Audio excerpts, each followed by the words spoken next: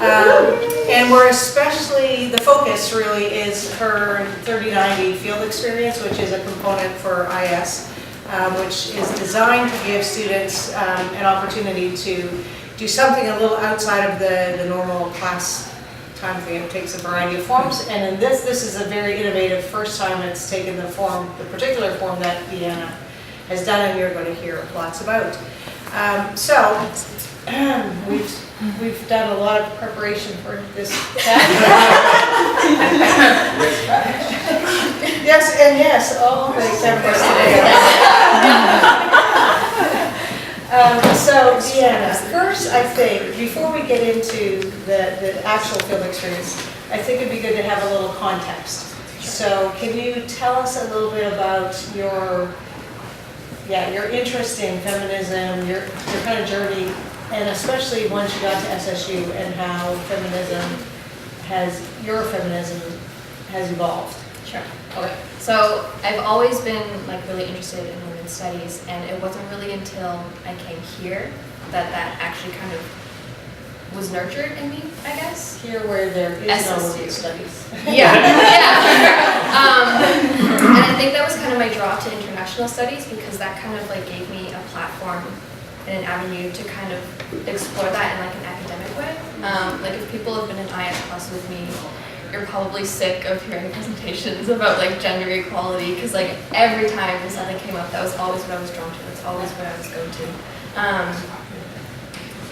So that was really exciting, because before it had always been, reading an article on Facebook or something, being interested, but then actually being able to academically and really being focused on that, it really nurtured that within me. So, and then that's how this all kind of started. It happened last year. I did a presentation for my Power Politics and Identity class, and it was on intersectional feminism. So that's basically looking at the branch of feminism where it intersects with different areas of oppression. So basically saying that feminism isn't a one-size-fits-all, and that you have to take into account race, and you have to take into account social class and even age. So I did that presentation, and then you came up to me afterwards, and you were stoked. And I was whoa! And you were I have this idea. You're I want to do this course. SSU needs a gender studies course. And I was yeah, that would be awesome. And so at this point, we were kind of just throwing that idea out there, and we were do you want to, would that be a good idea, do you think? Do you want to be a part of it? And so I said yes, obviously. But then it kind of fizzled out. We kind of talked to Walter a bit about it, and because that next semester I wasn't going to be there, I was going to be home in preparation for the year semester. Because it didn't really sound like it was going to happen. But then when I was home, you sent me an email, and for me it seemed totally out of the blue. I'm at home, I'm working full time, I'm doing my Europe work, and then I got this email from you, and you're we're doing it. We're doing the gender course. Do you want to be a part of it? And I'm I think so, yeah. It was kind of one of those moments that was say yes now, figure it out later. Because I was I don't know how this is going to look. I don't know how I'm going to do this. But also I can't say no, because it's such an amazing experience. So at that point, it was still, we were working with Hannah, we were working with Katie, we were working with Agnes, kind of trying to figure out what this course was going to look like. And at that point, I was kind of involved, but because I was home, I still was kind of on the outskirts, not really doing much with it. But I agreed to be a part of it, and I had a bit of input into the creation of it. Then I went to Europe and put it on the back burner. I got home from Europe, finished my Europe work, and then as soon as that was done, it was right into working with the course. So I wasn't exactly sure when you first started talking to me what my role was going to be, and then it ended up that I was going to be co-facilitating it with Rebecca, which I think was a bigger role than I expected when we first kind of talked about it. I wasn't really expecting that. But it never happened. But it was great. I was totally excited about it. yeah, so finished all my year of work, and then there's a few weeks where I was home again, but we were Skyping, and then a few weeks where it was just me and Rebecca Skyping, creating the syllabus, really creating a course from scratch. And a really broad course too. It was basically like, we called it Resilience and Resistance, and it was a history/IS credit. And it basically looked at the resilience and the resistance of women within those disciplines. So obviously that's a huge topic. Like, where do you start with that? But we managed somehow to do it. Yeah, there was a lot of Skype calls, a lot of figuring it out, but yeah, we created the syllabus and we hit the ground So running. if I could just go back a little bit, because back to the presentation you did in Power Politics and Identity. So Deanna did this really great, I thought it was just an outstanding presentation. And so after she was finished, I said, oh, you know, we so need to have some gender studies courses at SSU, but we just don't have anyone to teach them. And someone, I can't remember who, said, well, Deanna could teach them, and we all kind of laughed. Because Deanna's a student. And then I got thinking, well, yeah, she knows more about this topic than, for sure, than I do, and most of us who are teaching. So I thought, there's got to be a way we could figure this out to incorporate it. And then conveniently, the IS 3090 option. So when we first talked to Walter, I think our first idea was to have you do a section of his, is it the sex class that you teach?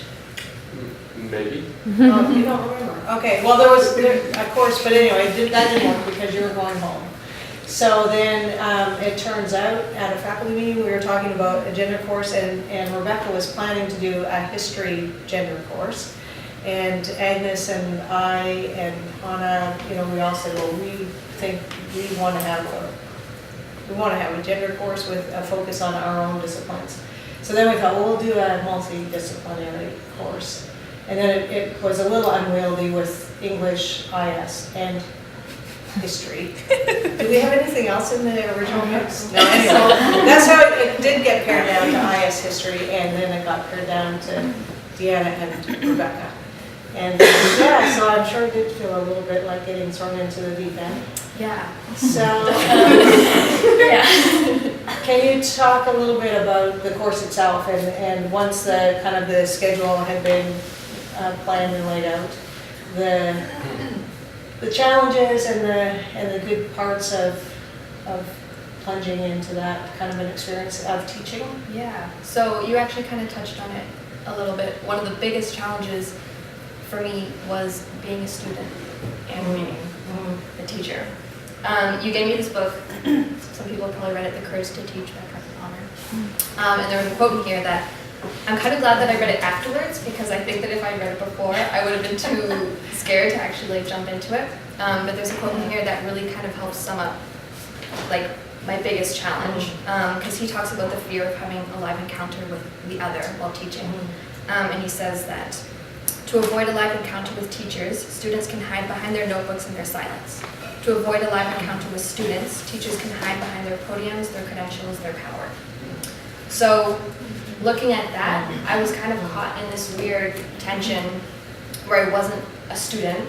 I was in front of the class, I was standing there and I was teaching, but also as a teacher, I didn't technically have the credentials. I couldn't point back to a PhD in this subject to prove that I knew what I was talking about, and I didn't feel like I necessarily off the bat had that respect and that power, because the people that I was teaching had just as much education, if not more than I did. And it just, I felt like I really had to prove myself. That was something, that was a vulnerability that I went into it that I didn't expect to have. And so it created a really big, I think, like emotional aspect to it that I really wasn't expecting. And that made it really exhausting in a way, because every time it was my turn to go up and teach, I just overwhelmed by this feeling of like really just feeling like I was standing up there floundering. And SSU is great because we have this really cool dynamic between students and between teachers. But looking back, I think that it might have been easier for me if it was more defined teacher and student, because I would have been easier. I would have been more able to switch between those roles. Whereas when it's already kind of meshed together, it really was a struggle to find where I fit and how to be that person and how not to be that person. And yeah, there was a very interesting tension there that, I was not expecting. Yeah, so the fact that we worked through this Palmer's book, Courage to Teach, a year or two ago at our faculty meetings, we sort of talked about different chapters each week or each meeting. And I think that tension between being a student and a professor was not something that we would have share with you. But it's called The Courage to Teach because it talks a lot about this, the role of the professor or teacher, and the insecurities and the self-doubt and all of that, which of course none of you would ever imagine that we have every time we enter the classroom. But as you say that, I think if we do this again, we probably need to pay more attention to helping to define your role for the students. Yeah. So, because I can definitely see how that would be challenging. Balancing that. Yeah. So talk a little bit, or tell us a little bit about the course itself and how you feel it went. It was a huge, vast topic. Was it a good first step into gender studies for us? I think so. I hope so. Yeah. That was another big challenge for me, is because I felt so passionately about it. Like I want it to be perfect.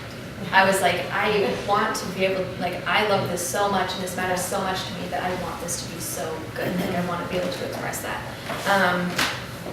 And some weeks I felt that way, and then some weeks I didn't. And that was kind of hard in the moment to kind of reconcile with. It was a huge topic to cover.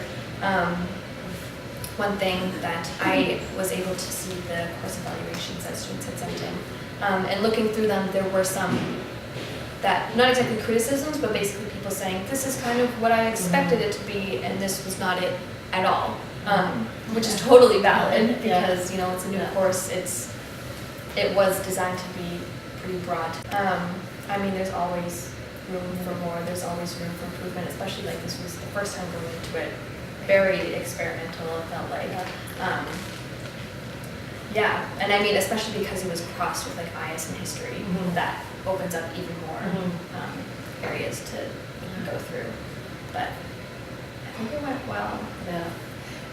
I think going into it too, most of us expected, probably all of us expected there to be a lot of diversity within the class in terms of perspectives and where people come into the class in their views on feminism. So was that what you expected, or was it challenging to sort of manage that? Yeah, me and Rebecca talked about it a lot beforehand as well as during, just kind of anticipating that people were going to bring, like you said, different worldviews and perspectives about women's studies and feminism, because it kind of can be a little bit controversial. People coming from different backgrounds. And because also we designed the course to be very discussion-based, we really wanted that to be a focus. And so we expected people to be bringing their opinions and kind of their different views, which did happen sometimes. There were a few times trying to diffuse kind of heated and heightened conversations. But for the most part, people were respectful and people asked really good, genuine questions, which was really encouraging to see and to have to experience in that context. It was definitely, I think it was worse anticipating it, thinking this is gonna be really intense, and when it actually happened, it usually was fine. People were very respectful and Did you find that conversations that started in class kind of carried over after class in, I don't know, other classes or lunchtime or? Yeah, that was actually one thing that I found really encouraging and positive about teaching the course, was that I did hear more conversations happening outside and sometimes people would even come up to me and be like, I want to write my essay on this. And I was like, yeah, like that's so cool. And like, I'm so excited for you. And they were excited. And it was just like really cool to experience that. And yeah, I mean, there were sometimes conversations happening that were questioning the things that we were learning in class, which was definitely kind of something that I had to learn, like, don't take this personally.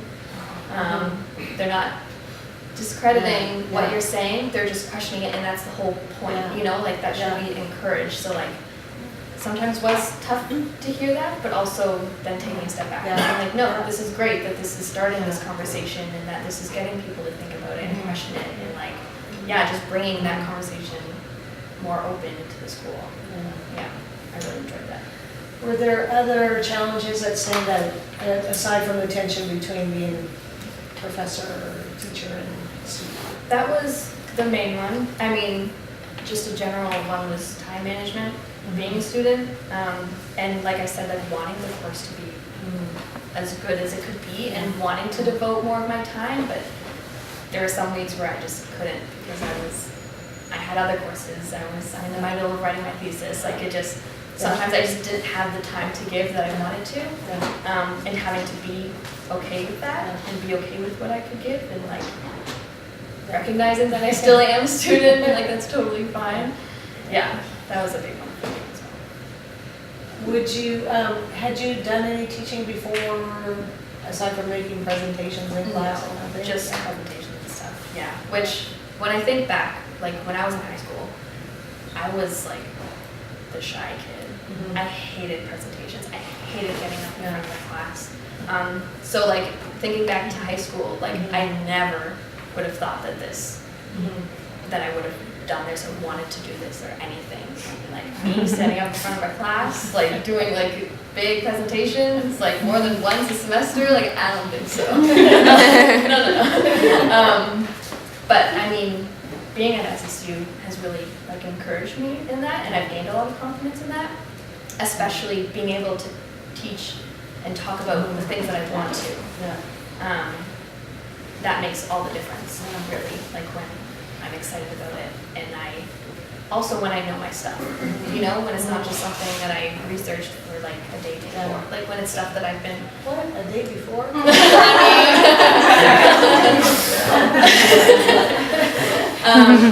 Like this is stuff that I've been thinking about and I've been like looking into for a long time now. So to be able to kind of compile that in some kind of way and share that was exciting. It was a little nerve-wracking, but like mostly exciting. Yeah. So I think last year, were you part of a group that, like Bethany and some of you that were reading some stuff and meeting occasionally to talk about feminism? No. You weren't? Well, I wasn't here for the second semester. Right. So. Right. Yeah. Okay, then I can't ask that question. But I am thinking, like, in terms of the difference between being intentionally in the environment where you know there's diverse worldviews and different opinions, or doing like conversations, even study with people that you know have a pretty similar view to your own. Did you find that diversity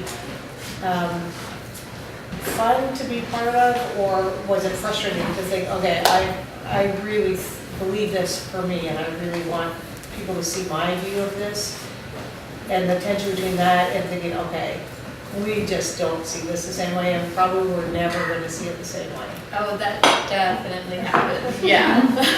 Yeah, that happened a lot actually. Most of the time, it's when somebody has a different view and they come to this subject with a general like misunderstanding, or they just don't know, and they come actually wanting to learn. That's really fun. Yeah. That's great.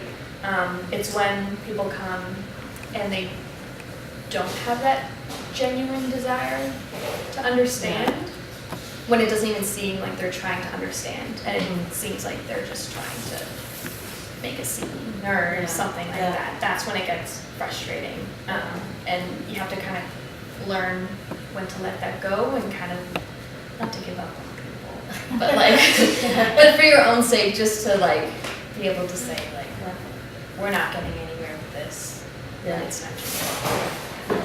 Yeah.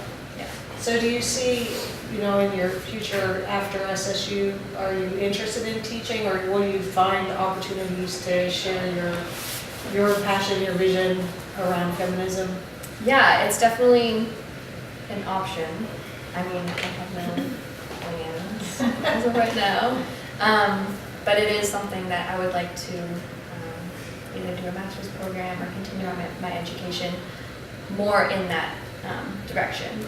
Because like you said, like we don't have women's studies courses here. And I think that if I were to go on and do more education, that is what I would really want to focus on. That is something that's become really, really important to me. And I think that that's where I need to go with that. It's always an option, and I mean, I love talking about it. I love like sharing it even within like my own circles and like things like that. It's just I think it'll always be a part of me, whether in a big way or a small way. We talked a little bit about challenges and things like the evaluations. Do you want to talk a little bit about the experience of your very first? Sure. Yeah. Being on the other side of evaluations, how did that feel? So I was really excited to get the evaluations. I remember emailing Debbie. I was like, Debbie, like, when can I see these evaluations? Like, I want to know how I did.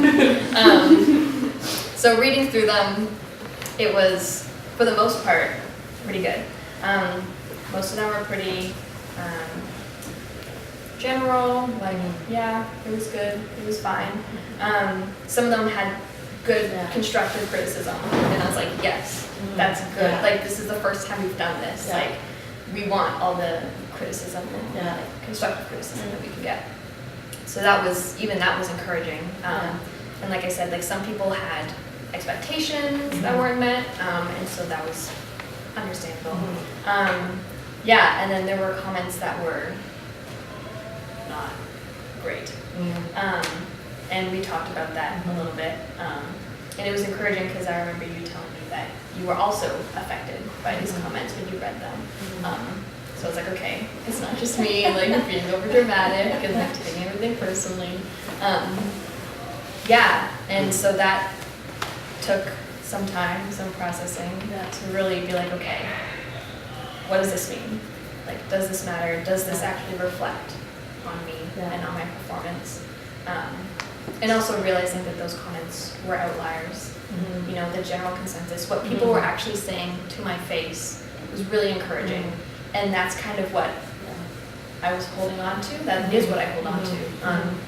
Those people who took the time to come up to me and tell me that they were really liking the course and enjoying it, rather than anonymous comments that were left as a course evaluation.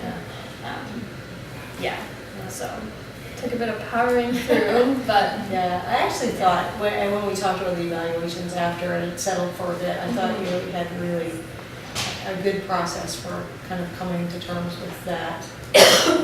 And it's, again, in terms of courage to teach, it is in many ways having those evaluations. As much as you look forward to getting that feedback, you're very vulnerable. So I thought you had a very mature perspective on the evaluations. I learned something from it, actually. I say every time I get evaluations, I'm ready to quit. Seriously. Okay, anything else before we open it up to questions? nothing it was an amazing opportunity. I'm really glad that you approached me. Like, there definitely, were times where I was like, why did I do this? Like, why? But like looking back at it as a whole, it was really cool to create something. Like I said, like some weeks I felt really not great about it, and some weeks I felt really good about it. But as a whole, it was so cool to be able to like be a part of like creating the syllabus and like actually getting to decide what we're gonna teach. Like that was a really cool opportunity. And also like where else would I get an opportunity to like co-facilitate a course at university? Like that's amazing. Like I think it was a really great opportunity. Definitely could do some tweaking, but it was great. Okay, anybody have any questions? Rachel. Well, you've obviously talked quite a bit already about what you've learned you know, personally and professionally and what have you. But I just wanted to hear a little bit about if there was anything about the topic that came clear to you, or that, you know, that you really learned through this discussion, through of sharing perspectives, experience. We had the opportunity, we had 3 guest speakers. We had Sharon Thera, and we had Kathy Holtman. So having them come into the class was really amazing. Like having those voices that have been involved in this topic for so long and have experience with it, that was really cool. Karen talked about different cultural perspectives. And I think that people that I talked to also found that really, really interesting. I try to break out of what people like to call white feminism. It's understanding of feminism within like Western culture. But Karen really opened that up even more to me about how we think like going into this other country and empowering women, we do it this way, this is how we're going to do it there, and how with different cultures it's totally different, and you have to be so sensitive to that. And it's just, again, like with the intersectional feminism, like it's not a one size fits all. That was really, really good for me to hear, for me to learn about. Yeah, it really stands out.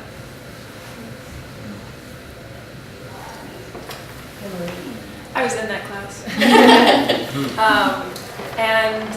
So I was wondering, because I know what my favorite parts were, but I was wondering what your favorite part or your favorite talk of the course was, and then maybe if you were going forward, if you were to do this again, what's the one thing or the biggest thing that you would change or that you would do differently? So, yeah, thinking of the talks, I really enjoyed I think it was the last one, or last class, basically just going through the historical waves of feminism. I also really love preparing for that one because that is an area of feminism, like the history of it, that I'm not very familiar with.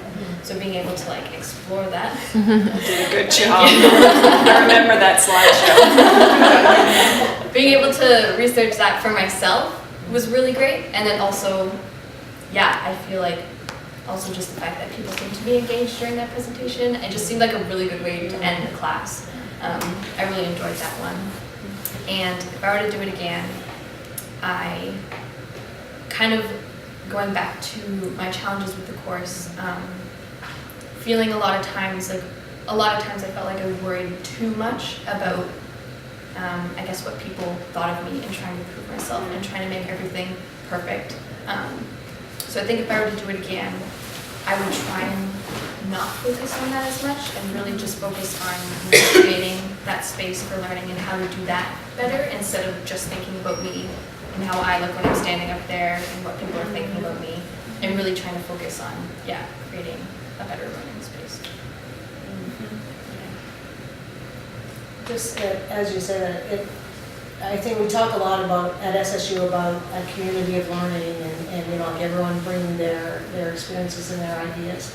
And did you find this class of all classes seems to be really well positioned for that kind of communal learning where none of us have a PhD in gender studies, so, but all of us have experience one way or another with gender issues and gender identities and interests. So did you feel that the class sort of rose to the occasion of that, where everyone came into the class willing to invest in their own learning? Sometimes there were definitely, and also because of the nature of like the subjects that we were talking about, sometimes they were kind of heavy topics. And sometimes they were also really personal topics. So for people to bring their experiences would have been a very, very vulnerable thing for them to do. So there were times that people shared their experiences, and that was really exciting. But then there also were times where people didn't.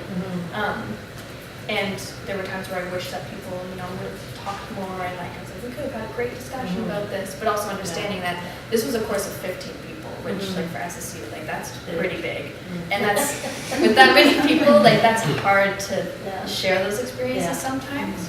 One of the assignments that me and Rebecca came up with was like basically a weekly journal.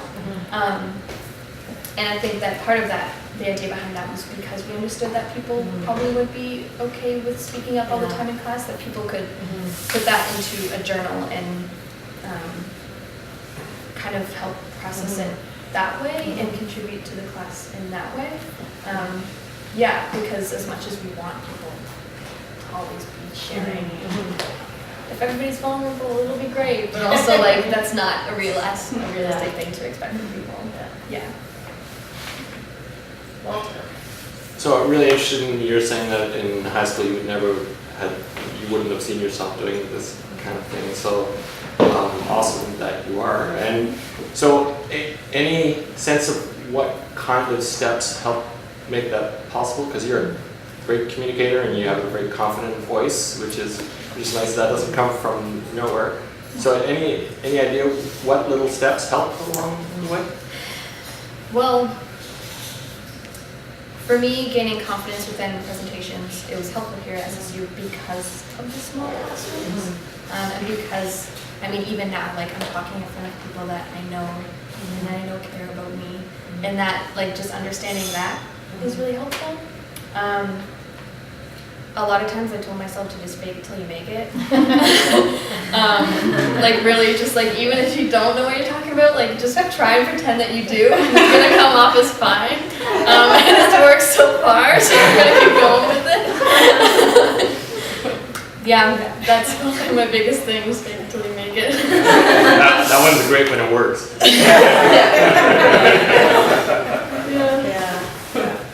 Yeah, I can remember a couple of times before, like the day of class, before class, just saying, I need everything all ready for tonight, and you're saying, well, I mean, class is gonna happen tonight.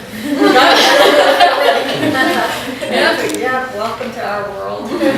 My world, anyway. Okay, anybody think we've got time for maybe one more question or comment, two more? You said you've always been interested in this kind of topic of study. Do you know where that originated, or like what spurred that in the beginning? I don't. I was actually trying to think about that this morning, so I was like, that would be a good place to start with this. And I can't really put a finger on it. Like I know that the interest was there in high school, but it wasn't really, like I didn't really act on it a lot. I think social media, as long as that sounds, played a part of that. Because there was just access to, different views and articles and stuff. Like I think that's where I really got my interest, and that's where it all kind of started, where I got kind of my base for my views and stuff. And I had to learn to grow out of that because I learned that is not enough. That is not nearly enough. But then that's where like my experience here at SSU came in. But I can't really put a finger on it. It's kind of always just figuring out. Lucinda. It's not really a question as much as maybe more comment for you actually than Deanna, but I was like very critical of, like Deanna was my best friend, and I was very critical of like a student being like given the opportunity to teach, and I was like, how do I like support her, and I'm critical. And it was just like, it's awesome that you guys did do it, and that you like kept going through the class even when you felt that pressure, because after the fact, like I took the class and I was like, the only reason is because Deanna's teaching, like that's the only reason like even taking this class, honestly, I think, but just how great it was, and that you did it, and even if there was like criticism from people around, to keep encouraging you to do that and give people opportunity, because it was amazing. It was great, and that's from someone who was very critical at the beginning, even though she's one of my best friends. I'm sorry, it's great. So anyway, just as like encouraging me to keep going. Maybe that's a little bit part of the SSU DNA, that it is a bit of a risk. I mean, you were taking a risk to say yes to the idea. Yeah, and sometimes I always say, you never know. Like every now and again there's a good idea, but you have to try a lot of ideas before you find ones that are good. It's like after the fact you say, that was a good idea. So So we'll probably hear a bit more about the topic in your thesis presentation. Probably. Do you want to give a little teaser for that? Oh, sure.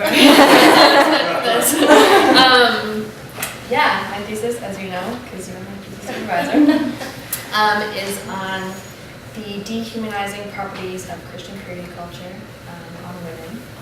So, yeah.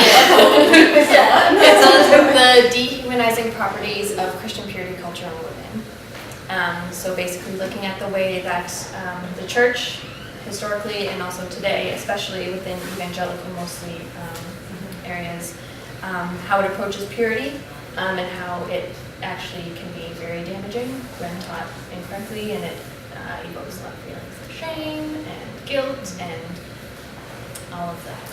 Yeah, that's all you get. Yeah, good. So that will be, look forward to that thesis presentation. Yeah. April. Yeah. Only a few months away. Okay, well, I know that classes are about to commence, so thank you very much, and thank you for taking the risk of saying yes to this experiment. So.